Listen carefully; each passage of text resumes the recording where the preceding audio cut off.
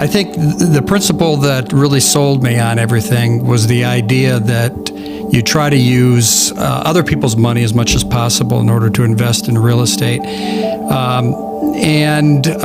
What does that mean? It means when you buy a property, you try to put down as little as you can on it. So you leverage that purchase. It's about leveraging. That's how people get rich in this business. If you have limited resources, you leverage as much as you can. So you try to put down as little as possible. Make sure, of course, you're getting income and other sources of finances that can pay all the bills and all of that.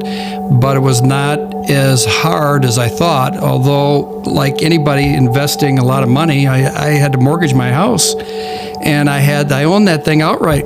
Yeah. I took out a refinance mortgage on it.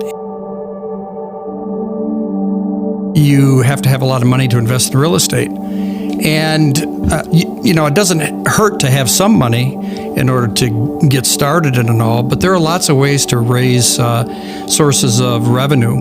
And especially if you're a little older and you have some retirement assets and other things, a lot of times you can borrow on those in order to raise the assets. As you pointed out, I'm just writing up what I've learned from you and reading the literature and that kind of thing.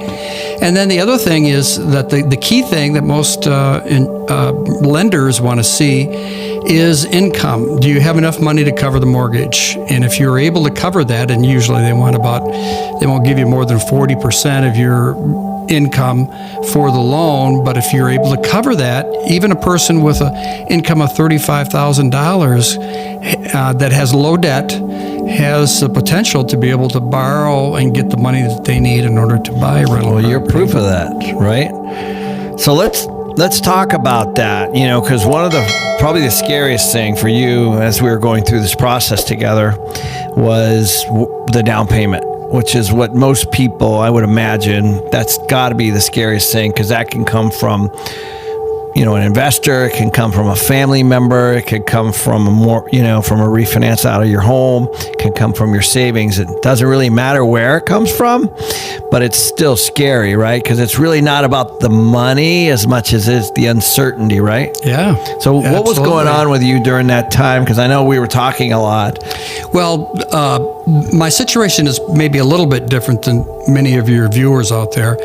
So I was retired and I had limited income and I was doing fine. I didn't need to live off of a lot of money or anything. So my thing was when I went to buy the property, my income wasn't high enough to qualify me for putting down a down payment, and they would cover the rest. So what I did, I had a lot of equity in my house, and so I ended up borrowing $140,000, and I ended up using all of that equity and poured it into the house. Now, as you have pointed out, when you get equity in another property, what do you do with it? You don't let it sit around and waste away like that. That's debt that can be used to your advantage. That becomes an asset, right, not a liability, right? Correct. So I am now in the process of buying my next property, and I'm using the equity in the one that I own right now in order to get the next property.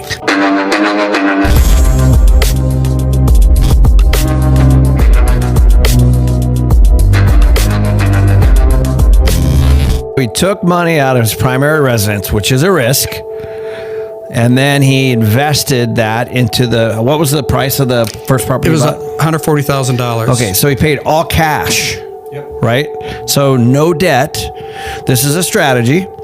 And then as we were talking, I said, so now what you do is you take a loan against that property for the next property. So these are called cash out refinances, guys. So he cashed out of his home, which was equity and its income that he already had. Then he took a refinance out of the 140 property that he already bought, and he's in the process of buying another one. Right. Right. And now the great thing is this: once you have your rental property for a year, most lending institutions will allow you to count some of that income, up to maybe 70% or so. So now, when I buy the next property, they're going to count that income. Well, that now allows me to, I could probably buy a more expensive property the next time around if I want. But now I have more income coming in, and then it builds again. That second property after a year will produce income, and that income then adds on to everything else, and you see it just keeps mushrooming.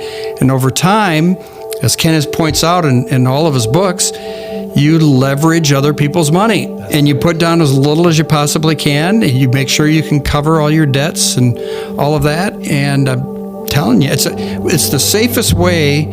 I read through a lot of material to help you write this book. It is absolutely the safest way to invest for the long haul, and to build a real financial independence over the long haul. And when I did it, the whole idea is to try to provide the most accurate possible estimate of what will happen in the future if you buy a piece of property. And the best estimate of the future is the past. And the farther you go back, the more accurate it normally is, because you have more data. It doesn't mean everything is going to turn out that way in the long run, because stuff happens and we have recessions and downturns and all of that.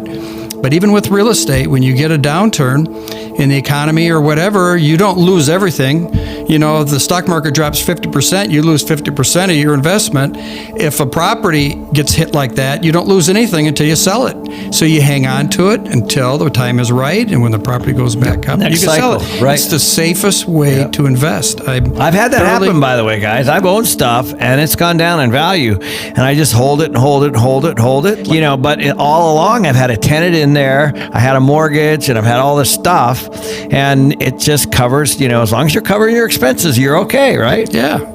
That's right. That's all you need to do. If you sell, then you're writing a check, right? But we didn't.